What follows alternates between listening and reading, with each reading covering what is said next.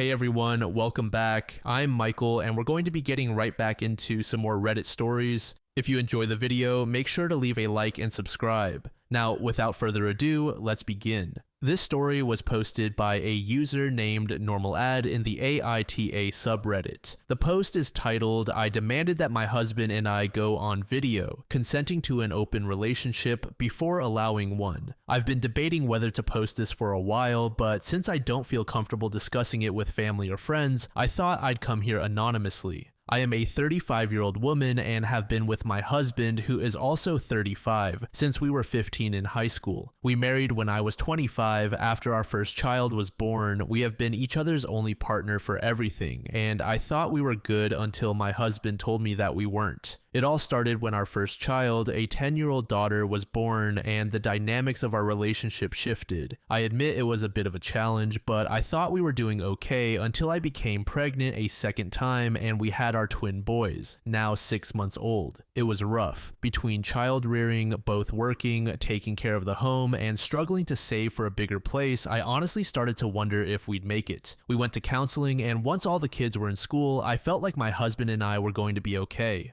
We moved into our house, got a handle on our student loans, received help with childcare, made respective employment advances, and were able to have monthly date nights where we could just focus on us. It wasn't perfect, but I truly believed we were good. Then one day, my husband approached me about wanting to bring more excitement into the relationship. At first, I thought he just wanted to spice things up, which I was open to, and we did. But then he started dropping little hints about wanting more and asking me if I ever had any regrets about when we met. It took a while for me to be honest with both him and myself, but I finally admitted there were certain things I wished we could have done differently. He seized that moment to bring up opening up the marriage. I was shocked, confused, and hurt, and the thought of cheating entered my mind. He assured me that it wasn't cheating and sent me articles and videos about ethical non-monogamy, but I wasn't initially open to it. Unfortunately, my husband didn't stop and kept pestering me about it to the point where it would ruin our date nights.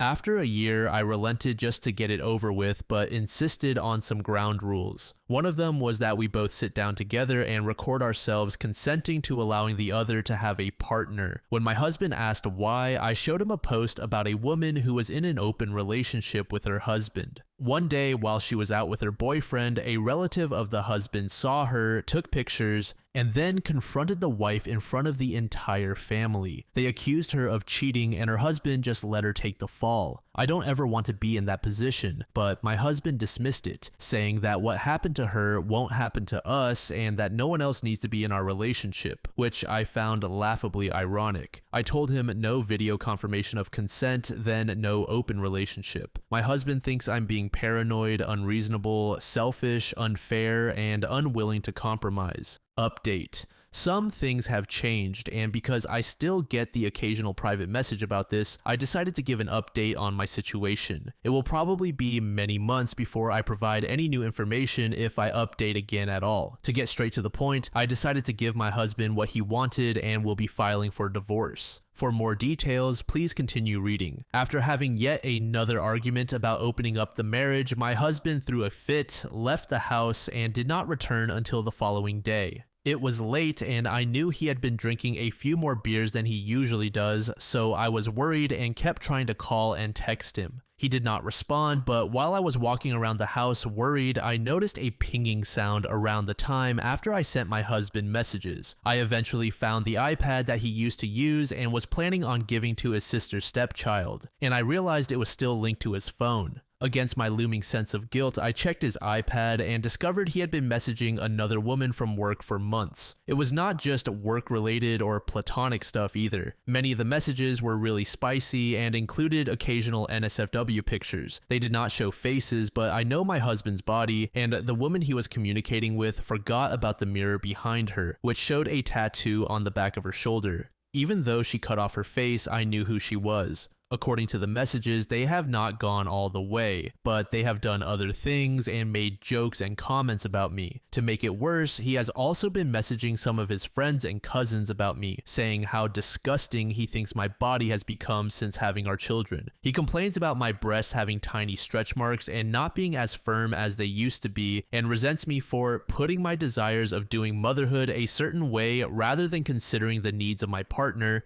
aka my choice to breastfeed instead of using formula as he kept suggesting. My heart broke and I cried as I read the messages. I guess I was not as quiet as I thought because my son woke up and asked if I was okay. I ended up taking him to bed with me and we fell asleep snuggling. I woke up to my daughter giving me breakfast, toast with jam, a peeled tangerine, and some cereal, and told me she had heard her father and me arguing and wanted to cheer me up because she knew I was sad. This made me angry inside, not at the children, but at my husband. How dare this man subject these beautiful kids to this kind of chaos, all because he wanted to get laid. In that next moment, something in me broke emotionally, and I no longer cared for or loved my husband. Part of me even hoped something terrible had happened to him while he was out, as it would be a much cleaner break for me and my children, plus I would have the benefit of his life insurance policy. Maybe I should see a therapist about that? After I finished having breakfast with the children, I let them go play while I looked up divorce attorneys and Googled state laws on marriage and divorce. My husband came back in the early afternoon, but still would not say where he had been, and I did not care. As he was showering, I told him he had my permission to open the marriage. No video or written statement required. He was ecstatic, and suddenly the fun and attentive man he used to be came back, which made me sick. He agreed never to bring any of his conquests home where our children might see them and to use protection, but his word means nothing to me now. Over the next couple of days, I used my lunch breaks to have phone meetings with lawyers, and I believe I have found the right one for me. Since I gave my husband the green light, he is no longer covert about his adventures and even showed me his Tinder profile. I smile but say nothing, just collecting whatever evidence I can pass on to my lawyer. My plan is to serve him and pretend to be the aggrieved wife who found out about his adultery and lie about giving him permission to family and friends. No one outside my lawyer knows I am gearing up for divorce in real life, and there is no changing my mind. Peter09 said, posting this on Reddit really is not the best idea, especially with some of the well-known posts on here about people having plans that ended up backfiring because of that.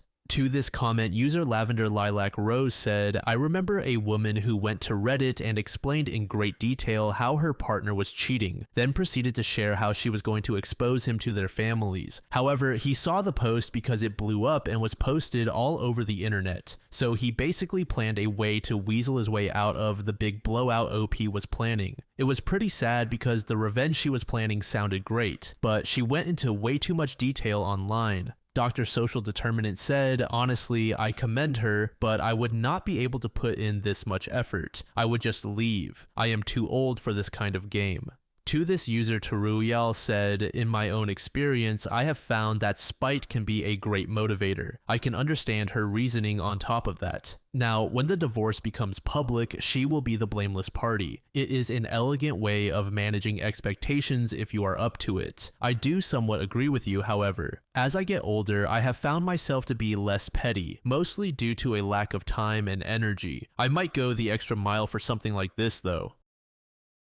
This next post was made in the same subreddit by a user named Icy Resident. The post is titled, I hid that I'm homeless from my GF.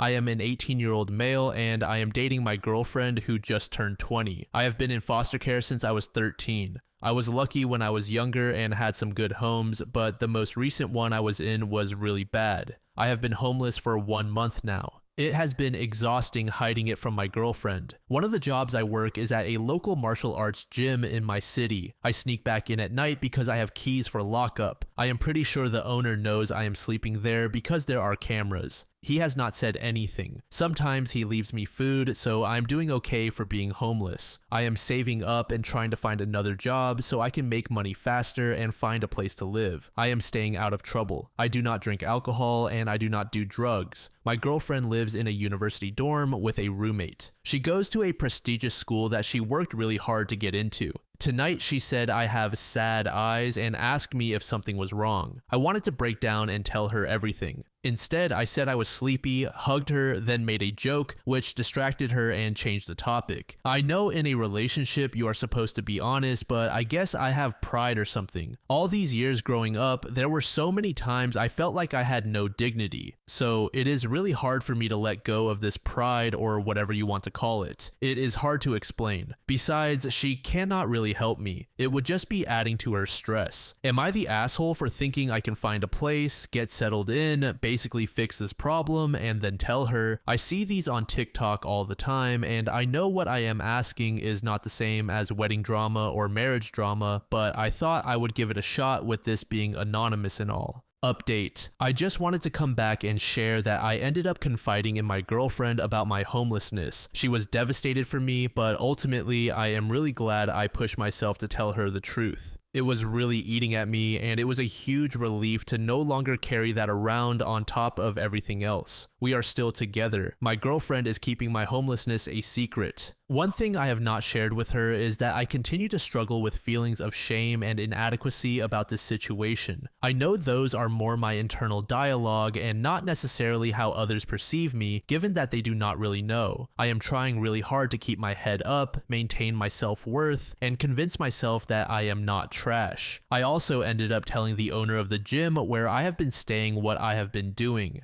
As I suspected, he knew about it but does not want to acknowledge it for insurance purposes, so essentially, this conversation did not happen. He said I can keep doing it as long as I find housing as soon as possible. I will have to move to a new place to sleep if I'm still homeless in a few weeks. I have 2 places pending that I know are strongly considering me. I would happily take either one. Affordable housing here is really difficult to come by and very competitive. There is a lot of interest in each listing. I started expanding my search area, and this has helped, although my commute is going to be rough. Rhythmalist said, rooting for OP sounds like a solid dude. To this user, Pepcorn said, yeah, he sounds very down to earth. It is sickening that we allow people to be houseless and that he has to go through this. Literally, Little Huff said, some posts just make you wish you could reach through your screen and give someone a hug. Bruce Bay said, OP is very strong. I hope he will go to trade school and stand on his own 2 feet with the pride he deserves. Also, the gym owner is the MVP. It is clear he was not acknowledging the fact that OP stays there for deniability. He seems like a great guy himself. This final post was made in the AITAH subreddit by a user named Not a Doormat. The post is titled, I refuse to change my children's school for my husband after his ex-wife lost her high-paying job. I am a 42-year-old woman with 2 children, a 16-year-old daughter, and a 12-year-old son with my ex, Danny. I have been married to Greg, a 44-year-old man who has a 15-year-old son and a 10-year-old daughter with his ex, Leah. We met at our children's school. Danny and I jointly fund our children's private school, and they have college funds set up by both sets of grandparents. He is loaded. My ex and I do not like each other, but we co-parent well and want what is best for the kids. Greg and I have decided that things we buy and treats for the kids should be equal at home. But school and college funds will not be mixed because our exes are involved, as well as gifts from ex-partners. We have had to teach the kids about the differences in income when it comes to my ex's children. The kids are nice to each other and share things, although they definitely love their biological siblings much more. Greg and his ex jointly fund their children's education too. But Leah lost her job recently and has had to downgrade. That means they cannot pay for the same school, so they had to change schools. Now he is pressuring me because his kids hate that my children go to a bigger international school, and he says we should change schools after summer. I told him that my kids' education cannot be compromised and that it is clear to us that we are responsible for our children's school as well as college education. We are fighting a lot about this, and he says I am being too tough. He is sleeping in the other room, but I will not change anything regarding my children. My ex can pay for their education alone if I even try to do this, and my kids will never forgive me. I love Greg, but this is the hill I will die on. I do not think he would have changed his kids' schools if this were the case on my side. Even if it means I have to lose him, I am hurting inside, but I want what is best for my children. Edit. I cannot make solo decisions about my children's education. My ex will drag me to court and try to turn the kids against me. Update. Thank you for the feedback. I received a lot of support as well as criticism. People told me I should have married a wealthy man again. Sorry, but love does not ask for a bank balance. Some said I am an evil stepmother. I pay more than half of the household bills. I pay for the mortgage. I do not have much extra money left, and I have personal expenses too. Should I stop living altogether? I have to dress decently for the office and buy things for myself. My ex will drag me to court if I even dare to change anything, and my children will hate me. I cannot lose them. After I made this thread, the same day I told Greg that this could not continue. I told him that my ex would never agree, nor would I, to change things. I asked if there was any aid the school could provide for the children, but he said that both his ex and he asked the school and they refused. I told him that if he was going to fight me over this every day, it would be better if we split up. His expectations are over the top.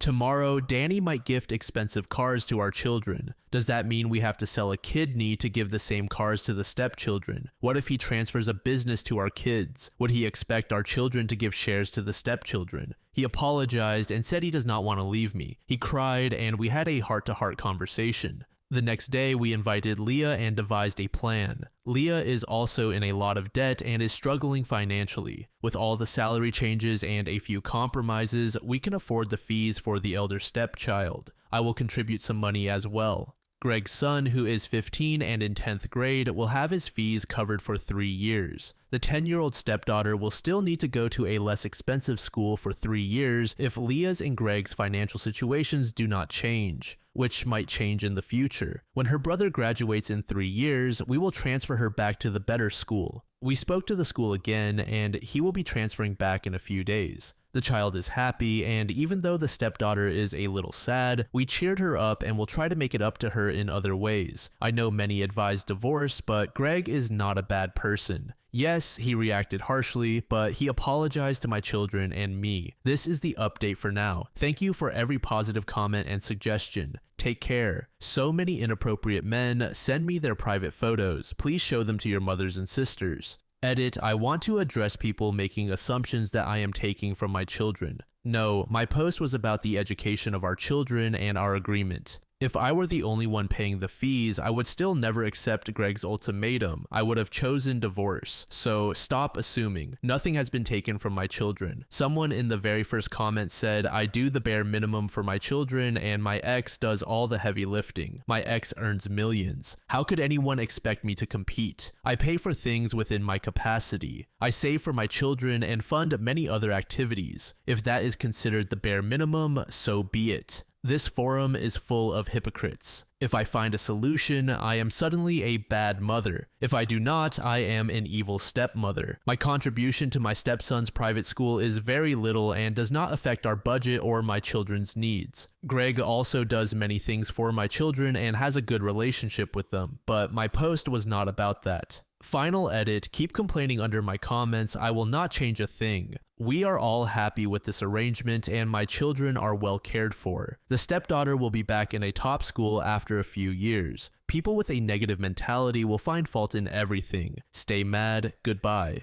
Is your compromise degrading every child's education to make things equal with the stepdaughter? There is no gender bias. If the elder were a girl, she would have gotten preference over a younger brother. She will return to the top school at 13 or even earlier. It is not a perfect solution, but a balanced one. His college preparation will start next year, so he has an extra year. The stepdaughter will be back at the same private school at 13 and will receive the same college preparation. Here, the elder child is given preference because of college prospects and current circumstances. 5th grade is not as important as college preparation. There is no gender bias. And yes, schooling matters here. This is not America where public schools are the best. Private schools determine college opportunities, and some are saying the stepdaughter will resent us. If she does in the future, that is up to her. I am not going to listen to tantrums. I am doing what is possible within my means, and we will provide the same opportunities in 3 years. But the elder sibling's career is currently at stake. College is more important than 5th grade. Simple as that. Acceptable concern, stop spamming my mentions. There is no gender bias here. The elder sibling is simply being given more opportunity right now, regardless of gender. Sorry if you think loving your children means being a doormat. Some people were never truly loved. Your negative replies will not change my stance. I know what I am doing. If you think my husband is using me, I am not here to change your mind. I know what he has done for me throughout my life. Money is not the end of the world, and we are happy overall. Goodbye. Redneck Debutante said, "These comments are completely crazy. It is in no way OP's job to pay for his children's fancy schooling. It certainly is not her job to send her children to a worse school. Besides, what does that accomplish? It just spreads the hurt from 2 children to 4 now. It is stupid." Mono King 2 said, "I feel bad for OP. Seems like commenters were trying to burn her at the stake." To this comment, user Aria cannot sing said, "Right. A lot of them ignored that her children's father will not let her remove them from their current school. Is she supposed to fight him to prove she loves her stepchildren? That is madness." Thank you so much for making it to the end of the video, and thank you also to partner of the channel, Gamersubs. Use code DLAM to support the channel and get 10% off of your purchase, link in the description. I'm sure many of you like me have a hankering for daily caffeine, so go check them out. Lately, I've been a big fan of Titty Milk and Acid Rain, but they've got dozens of other flavors for y'all to try out. Anyway, thanks again for reaching the end, and I hope you all have an amazing passage of the next 24 hours.